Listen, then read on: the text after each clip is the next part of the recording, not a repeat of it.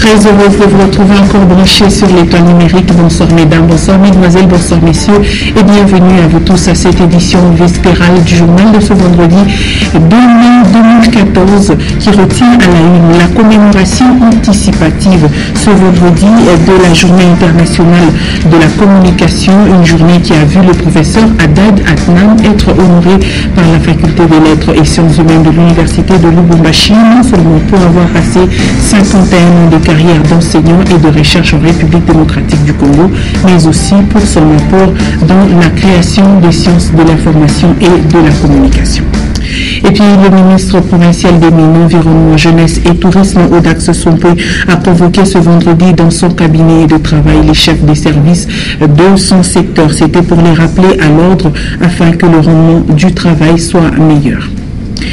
Les chauffeurs et receveurs œuvrant sur l'avenue Chef Katanga, plus précisément aux arrêts Buskimbembe, Kawama et Kigoma, se plaignent de l'envahissement des eaux des fosses septiques qui proviendraient de l'hôtel Lubumbashi. Ces derniers sollicitent l'implication des responsables de l'environnement afin qu'ils ne contractent pas des maladies.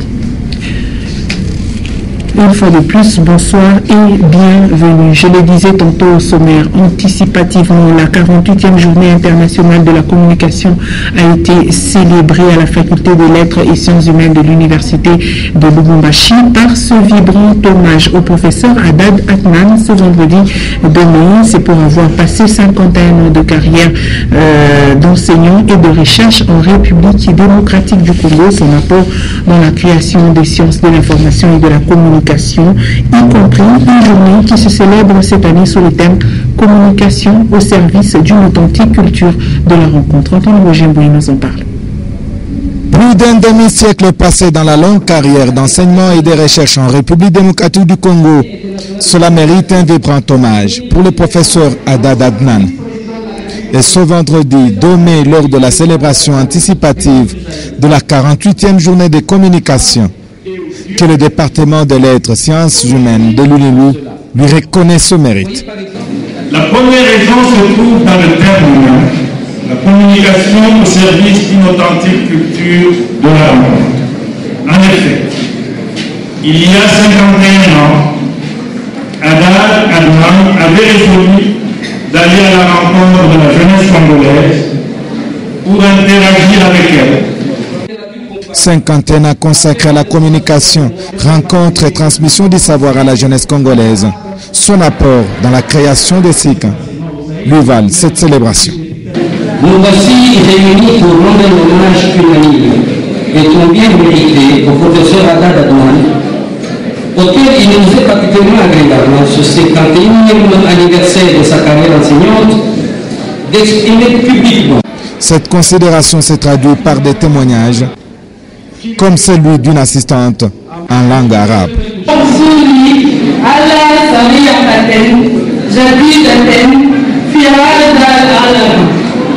Et quant à lui-même, il est plus qu'ému. Ce qui m'a intéressé le plus, c'est le discours de l'assistante. Son discours était basé sur quoi? Sur l'intérêt du commerce pour la ville de Lubumbashi à travers le commerce entre Lubumbashi et Dubaï. Une journée placée sous le thème communication service d'une authentique culture de la rencontre et qui coïncide avec cet enseignant dont les valeurs et qualités sont connues de tous. Chant, spectacle, des imitateurs, des professeurs, de Nancy après Haddad sont au rendez-vous. Puisque nous parlons déjà de l'enseignement rythmique, Patrick Mukendi, secrétaire général de l'Institut supérieur d'informatique Salama, était le lauréat du groupe Meilleur Avenir ce vendredi. Il a reçu le diplôme de mairie de ce groupe de journalistes indépendants qui lui reconnaissent la qualité de l'homme dynamique de l'enseignement pour l'année 2013.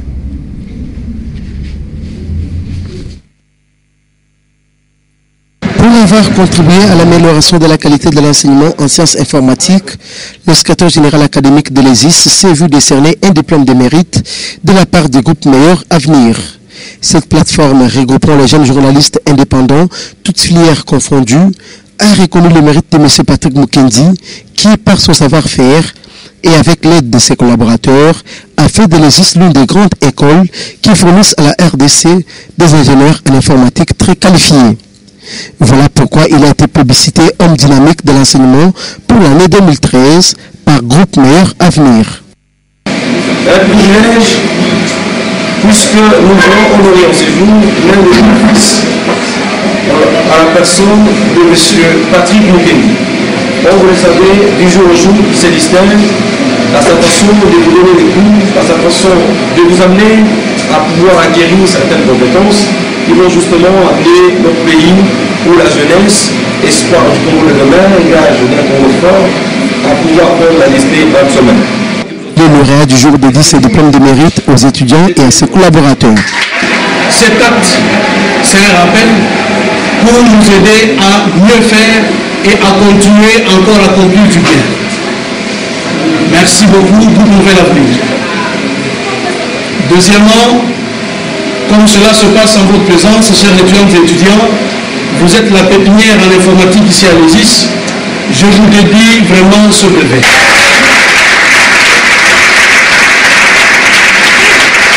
Le mérite et exploit de quelqu'un dès son vivant n'est pas donné à tout le monde. Mais Patrick Mukeni a eu la chance de voir ses mérites reconnus par les journalistes indépendants. Je le disais en début de ce journal que le ministre provincial des Mines, Environnement, Jeunesse, Tourisme et Conservation de la Nature, Audax Sompo, a réuni ce vendredi dans son cabinet de travail les chefs des divisions et des services de son ressort. C'était en vue de les rappeler à l'ordre et au respect du travail. Étaient présents à cette rencontre les chefs des divisions de tourisme, des mines et de la jeunesse, les chefs des services du cadastre minier, le directeur provincial du CEC, le coordonnateur provincial de l'environnement, ainsi que le chef d'antenne de Sescam, Katanga, suivait. Au cours de cet échange avec les responsables des services techniques du ministère des Mines, Environnement, Jeunesse et Tourisme, Audax Sompo, ministre de tutelle, a entre autres rappelé à ses collaborateurs leur devoir de communication, de transparence et respecter les principes de l'éthique et de la déontologie professionnelle. Tout chef de service de son ressort doit afficher un comportement responsable par rapport à la gestion du personnel pour un meilleur rendement, chose que les concernés ont appréciée. En fait, l'objet de la réunion a consisté à un rappel, notamment à tous les responsables, les chefs de division et les directeurs provinciaux, par rapport à la gestion de leurs services. Donc il a reçu les services de son secteur, où il a insisté sur l'éthique et la déontologie dans le milieu professionnel. Il a insisté sur la façon dont les responsables doivent se comporter. Il a insisté sur la gestion du personnel. Il a dit que chaque responsable doit faire tout pour qu'il y ait l'harmonie et la paix dans son service. Il a encore demandé que tous les responsables fassent tout de manière à ce qu'ils puissent commencer à déposer des rapports au niveau du ministère. Le ministre provincial des Mines et Environnement a émis le vœu de voir chaque chef de service lui faire régulièrement des rapports. Cela lui permettrait aussi d'agir au moment convenable afin qu'il y ait l'harmonie et le bon déroulement du travail. De son côté, Christian Wando Simba Kabulo, ministre provincial du Commerce, a convoqué d'urgence toutes les sociétés de télécommunications. Il était question de les entendre et, si possible, les convaincre à ne plus retirer les unités sur les téléphones de ceux qui reçoivent les chansons congolaises, une façon pour le ministre de protéger les droits de consommateurs. Linda Lukalou nous en parle. En principe, les sociétés de télécommunications ne doivent facturer les clients pour ce qui est de musique, souvent envoyée contre leur volonté sur leur téléphone. Soucieux de protéger les consommateurs, le ministre du Commerce, Christian Wando, a interpellé les représentants de différents réseaux de télécommunications pour un entretien. L'inquiétude du ministre est basée sur le fait que ces réseaux téléphoniques facturent les unités contre la volonté et la permission des consommateurs ou des clients alors qu'il s'agit de leur marketing. C'est de la publicité. Mais moi je ne comprends pas pourquoi en faisant de la publicité, ces sociétés peuvent facturer le consommateur. C'est-à-dire les sociétés font de la publicité au frais du consommateur. Et ça, j'ai trouvé ça quand même assez inacceptable C'est pour ça que j'ai voulu en savoir plus en leur posant la question clairement. Alors, nous sommes tombés sur la nécessité alors que ces sociétés de télécommunications soient facturées par rapport à la publicité qu'ils font. Deuxième chose, j'ai demandé quand même qu'une vérification soit faite de manière approfondie. Parce que finalement, ces chansons et autres, on les impose. Dans la mesure où, je ne sais pas si vous avez déjà appuyé sur l'étoile pour enregistrer des musiques. Mais c'est tout le monde qui se retrouve avec la musique sur son téléphone. J'ai demandé tout simplement le respect du consommateur. Même si les responsables des entreprises de télécommunications essayent de se défendre, le ministre Mondo voudrait tirer au clair cette affaire. Et par ailleurs, il a discuté avec un autre hôte sur les taxes maritimes. Dans les tout prochains jours, sera apaisée la crainte des clients quant aux unités qui se volatilisent avec des chansons reçues sans leur avis. Autre chose à présent, les chauffeurs, receveurs ainsi que ceux qui œuvrent au niveau des arrêts bus Kigoma, Kawama et Kimbembe sur l'avenue Chef Katanga se plaignent de l'envahissement des eaux des fosses septiques qui proviendraient de l'hôtel Lubumbashi. Ils craignent pour leur santé et sollicitent l'implication des autorités environnementales. Les accusés, eux, ont reconnu hors caméra les faits leur reprochés et promis de réparer incessamment ce préjudice. C'est une eau de couleur verdâtre qui envahit depuis quelques jours l'arrêt de bus Kimbembe, Kawama et Kigoma, à hauteur de l'avenue Chef Katanga au centre-ville de Lubumbashi. Cette eau dégage une mauvaise odeur et tous ceux qui exercent leur petit commerce à cet endroit, y compris les chauffeurs et les receveurs, haussent le ton et pointent d'un doigt accusateur une seule institution. L'eau que vous venez de filmer ici provient de l'hôtel Lubumbashi. Ils ne font rien. Ils attendent que le pire nous arrive pour venir, je ne sais pas, s'apprendre à nous. Ça va créer des maladies, ça. Premièrement, la fièvre typhoïde, vous le savez très bien. Avec ça peut créer la fièvre typhoïde. Ili kutuletea malari tunateswa. Ima ya hivi bantu wa meri banapitaka kila siku hapa sisi tunatumika ma restaurant. Leo wanakuwa kutubamba tu tunalipa mafuta yetu asema ni hygiène. Hata hii mai tunashuka hapa bwa bayone. Effectivement, l'un des responsables de ce complexe hôtelier, un sujet indien, a bel et bien reconnu hors caméra que cette eau provient d'une fuite de conduite des fosses septiques internes et qu'ils ont déjà alerté un service technique de l'environnement qui passerait incessamment évacuer cette eau et ainsi assainir cet endroit public. Et les entreprises Chemaf et Shalina Pharmacie viennent de remettre un lot important de médicaments au chef Kienge, chef de la localité portant le même nom et qui est situé sur la route Kassenga. C'est le chef coutumier lui-même qui a reçu ce don des mains des responsables de Shalina Pharmacie, nous dit Augustin Célestin Muganza. C'est un lot de médicaments que le groupe Chemaf et Shalina Pharmacie vient de remettre à la population du village Kienge par le biais de son chef.